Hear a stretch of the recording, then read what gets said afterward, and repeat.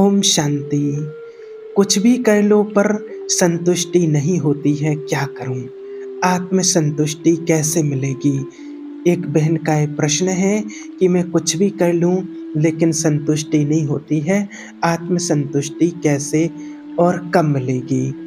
तो देखिए, आज दुनिया में आप कुछ भी कर लें लेकिन बिना ईश्वर के आपको सच्ची संतुष्टि नहीं मिल सकती है, आत्म संतुष्टि नहीं मिल सकती है। चाहे दुनिया के भोगों में, ऐशो-आराम में, पद, पोजीशन, प्रतिष्ठा में आपको कभी सच्ची संतुष्टि नहीं मिल सकती है और आज दुनिया में लोग इसी के पीछे भाग रहे हैं। आपको विश्व का समस्त ऐश्वर्य, सुख, सुविधाएँ, भोग, ऐशो-आराम सब कुछ मिल जाए, पद प्राप्त हो जाए, लेकिन आपको सच्ची तृप्ति नहीं हो सकती है। उसकी तृप्ति सिर्फ़ एक ईश्वर से ही हो सकती है और बड़े भाग्य हैं जो आप ये अनुभव कर पा रहे हैं कि चाहे कुछ भी कर लूँ, लेकिन सच्ची आत्म संतुष्टि नहीं मिल पा रही है, तृप्ति नहीं मिल पा रही है।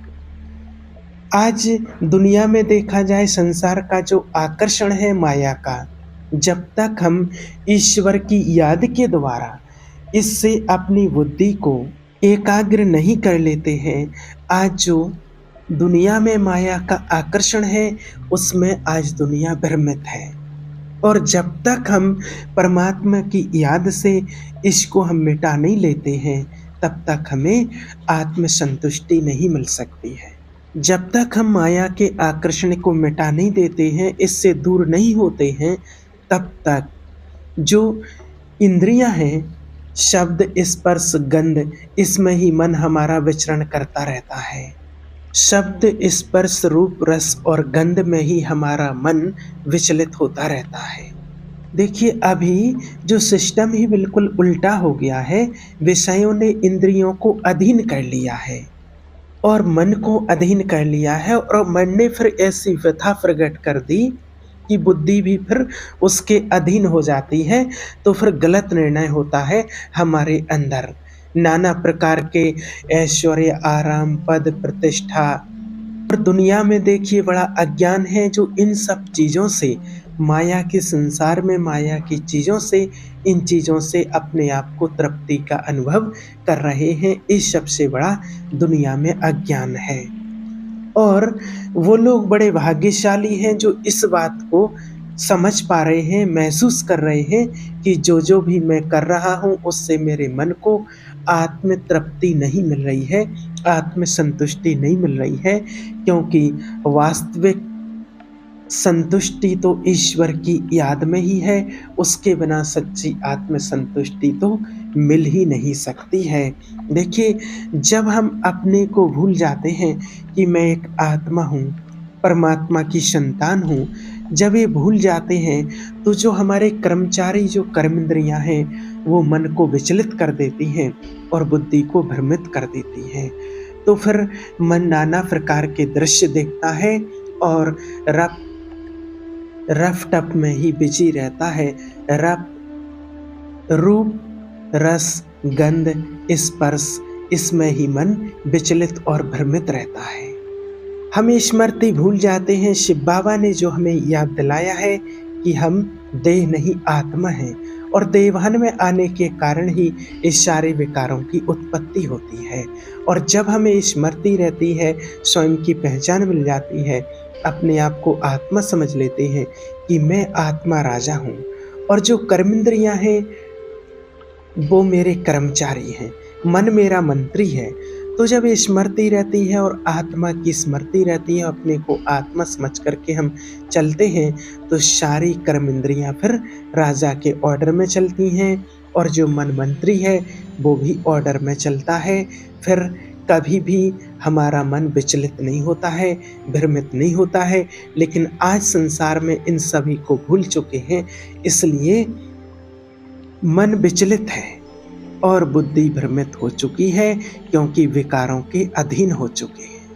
अब जब आपको पहचान मिलती है ईश्वरीय ज्ञान की, परमात्मा की पहचान मिलती है, तो जब आप अपने को आत्मा समझेंगे, परमात्मा में निश्चय हो करके और अपने मन को लगाएंगे, शिव बाबा को याद करेंगे, तो जो सिस्टम उल्टा हुआ था वो सीधा हो जाएगा, आपकी बुद्धि एकदम स्वच्छ और पवित्र हो जाएगी।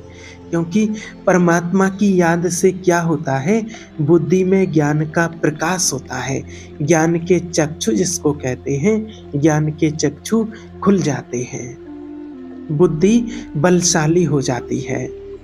जब हम शिव बाबा को याद करते हैं, परमात्मा को याद करते हैं, तो हमारी बुद्धि सत्य में एकदम स्थित हो जाती है और हमारी बुद्धि परम सत्य में प्रेरित हो जाती है, परम सत्य में स्थित हो जाती है। और जब शिव बाबा की याद में बैठते हैं, उसको याद करते हैं अपने को आत्मा समझ के, तो ऑटोमेटिक हमारी बुद्धि में ज्ञान का प्रकाश हो जाता है। अभी क्या होता है, अविद्या बुद्धि है, तो जो मन कहता है वैसा ही करते चले जाते हैं, जैसे मन में संकल्प आते हैं उसी पर दस्तखत करते चले जाते हैं।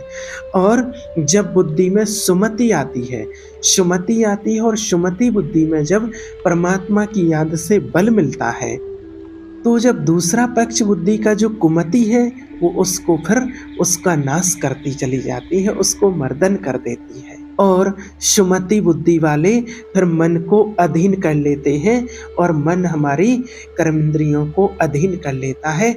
जब बुद्धि एकदम साफ और स्वच्छ होती है, जब आत्मा राजा के ऑर्डर में फिर सारी कर्मेंद्रियां चलने लगती हैं और इंद्रियां निर्विषय हो जाती हैं, और फिर जब कर्मेंद्रियां सभी आत्मा के अधीन हो जाती हैं, तब फिर उसको ईश्वर की सच्ची प्राप्ति का अनुभव होता है, आत्म संतुष्टि का अनुभव होता है। और आत्म संतुष्टि का अनुभव तभी हो सकता है जब पहले स्वयं को जाने कि मैं कौन हूँ, मैं देह नहीं, मैं आत्मा हूँ। और जब आत्मिक ज्ञान की प्राप्ति होगी उस परमात्मा से, तब सच्ची आत्म संतुष्टि हो जाती है। क्योंकि दुनिया में कहते तो सभी हैं कि आत्म संतुष्टि चाहिए, लेकिन जब तक जो बोल रहे हैं, जो आत्म संतुष्टि जो शब्द है, जो आत्मा से जुड़ा हुआ शब्द है, तो जब आत्मा का ही ज्ञान नहीं होगा, जब तक आत्मा को ही नहीं जानेंगे, तो उसको संतुष्टि मिलेगी कहाँ से? क्योंकि कहते रहते हैं मुझे चाहिए, लेकिन किसको चाहिए? ये देह को नहीं चाहिए, देह तो हमारी अलग है, वो सारी चीज चाहिए आत्मा को। तो जब तक आत्मा का ज्ञान नहीं होगा, आत्मा की पहचान नहीं होगी, तब तक उसके अंदर वो संतुष्टि भी कैसे आएगी? उसके लिए हमें सबसे पहले इस ज्ञान की प्राप्ति के लिए हमें बहुत अच्छे से इसको जानना और समझना होगा। अभी दुनिया में क्या चल रहा है कि जो पूरा सिस्टम ही है वो एकदम उल्टा हो गया है। इसमें क्या होता है कि जैसे ही आप ज्ञान ध्यान योग करोगे, तो वैसे ही आपके मन में तरह तरह के नाना प्रकार के व्यर्थ संकल्प, बुरे विचार, गंदे विचार ऑटोमेटिक आते हैं। जो मन में दबी हुई विचार हैं, बुराइयां हैं, इच्छाएं हैं, नाना प्रकार की गंदगी, जो दबी हुई वासनाएं हैं, कामनाएं हैं, या हमारे अंदर इच्छा है, तृष्णा है, ये बहुत जो कूड़ा करकट हमारे अंदर जमा हुआ है, सुने हुए और हमारे द्वारा देखे हुए भोगों की कामनाएं, और ऐसी ये अनंत वासनाएं हमारे हृदय में अनंत कितने ही 63 जन्मों से हमारी ये दबी हुई है। पर जैसे ही हम ईश्वर के मार्ग पर चलते हैं, थोड़ा हम भजन शुरू करते हैं, भगवान का ध्यान करना शुरू करते हैं, मेडिटेशन शुरू करते हैं, अब वो सब निकलना प्रारंभ होता है। और जैसे ही फिर कोई नए व्यक्ति होते, नए साधक होते हैं, शुरू में ज्ञान में आए हैं, परमात्मा की थोड़ी पहचान मिली है, मेडिटेशन करना शुरू किया है, और अंदर से फिर जब ये सारी चीजें निकलना शुरू होती हैं, तो वो व्यक्ति घबरा जाता है और फिर छोड़ देता है, ईश्वरीय मार्ग पर नहीं चल पाता है, क्योंकि सोचता है कि ये क्या हो रहा है। अगर उसके अंदर शक्ति है, थोड़ा बल है, धैर्यता रखता है, विवेकवान है, तो बहुत धैर्य पूर्वक उस समय थोड़ी परमात्मा की याद से अपने आप को टिक जाए, अपने आप को उसमें लगाए रहे, तो जब प्रभु की प्राप्ति का और प्रभु की याद से जब वो शक्ति मिलती है, परमात्मा की याद से उसका जब बल मिलता है, उसका अनुभव होता है, तो परमात्मा की याद से इस सारी बुराइयों को नाश कर देते हैं। और फिर परमात्मा की याद का वो रूप झलक मारता है, उसकी अनुभूति होती है। फिर उससे जो आत्म संतुष्टि होती है, जो सच्ची संतुष्टि होती है, जब वो अपने को आत्मा समझ करके परमात्मा को याद करते हैं और जब आत्मा परमात्मा का मिलन होता है, तो फिर विश्व के किसी भी सुख में इतनी ताकत नहीं होती है जो उसके जैसा सुख आपको कहीं मिल सके। वो ही एक सच्ची प्राप्ति होती है, सच्ची आत्म संतुष्टि होती है, जिसके लिए अविनाशी सुख कहा जाता है, अविनाशी जीवन। अविनाशी याद हो, क्योंकि हमारा प्रेम ही उस अविनाशी पिता परमात्मा से अविनाशी हो। हमारा सुख भी अविनाशी हो जाता है, जिसमें फिर दुख का कहीं लेस मात्र भी नहीं रहता है। अब ये जान करके, पहचान करके कि मैं आत्मा अविनाशी हूँ, मुझ आत्मा का पिता है, परमेश्वर है, वो भी अविनाशी है, और ये भाव रख कर के उससे हमारा जो संबंध है, जो स्नेह है, वो भी अविनाशी है। और फिर ये जान कर के हमारा भाव, हमारा प्रेम, हमारा स्नेह उस परमात्मा से हो जाए, तब हमारी आत्म तृप्ति, आत्म संतुष्टि हमको मिलती है। लेकिन आज क्या हो रहा है दुनिया में, ये सब कुछ देह में सुख खोज रहे हैं, संबंधियों में खोज रहे हैं, और ऐसा सोच रहे हैं, ऐसा खोज रहे हैं कि वो सब सामग्री जो दुनिया की है उसमें वो सच्चा सुख मिल जाए। तो कितने ही जन्म व्यतीत हो चुके हैं और भी आगे कितने ही जन्म व्यतीत हो जाएंगे, लेकिन वो सच्चा सुख कभी मिल नहीं सकेगा। इसलिए सच्चा प्रेम, सच्चा स्नेह, सच्चा सुख सिर्फ एक परमात्मा की याद में ही मिलता है। उस परमात्मा से ही सच्ची सुख की प्राप्ति मिल सकती है, बाकी दुनिया के भोगों में कहीं सुख नहीं है। और जब परमात्मा के मार्ग में चलते हैं, ईश्वरीय मार्ग में चलते हैं, तो बहुत कठिनाइयाँ आती हैं। उसमें डरना मत, क्योंकि मन ऐसे-ऐसे भी भाव ला देता है उस बीच में, ऐसे-ऐसे कठिन मार्ग आते हैं कि अरे हम कहाँ ईश्वर को प्राप्त कर सकते हैं, हमें कहाँ भगवत प्राप्ति हो सकती है, हम नहीं कर सकते हैं।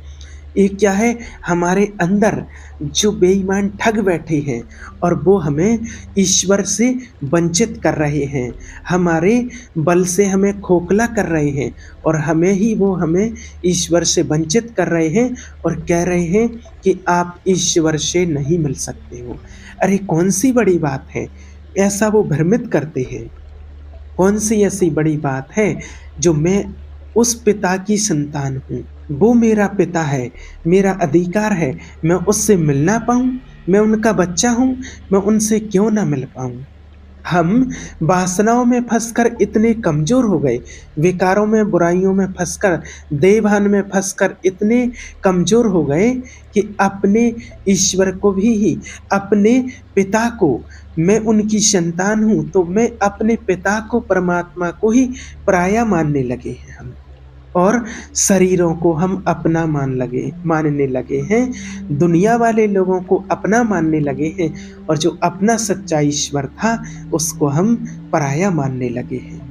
इसलिए अभी इन सभी विषय विकारों से दूर रह करके, इनको छोड़ करके एक परमात्मा का ध्यान करना और उसको याद करना, तो आपको जो चाहिए वो प्राप्ति हो जाएगी। क्योंकि हमारा वास्तविक सच्चा साथी परमात्मा ही, शिव बाबा ही है, ईश्वर ही है, उसके अलावा और कोई मुझ आत्मा का सच्चा साथी कोई है नहीं। और यदि आप ईश्वर को याद नहीं कर सकते हैं, तो आपको दुनिया का कोई भी वैभव, वस्तु, पदार्थ आपको वो सुख और वो सच्ची शांति, आत्म संतुष्टि कहीं से भी प्राप्त नहीं करा सकता है। ओम शांति।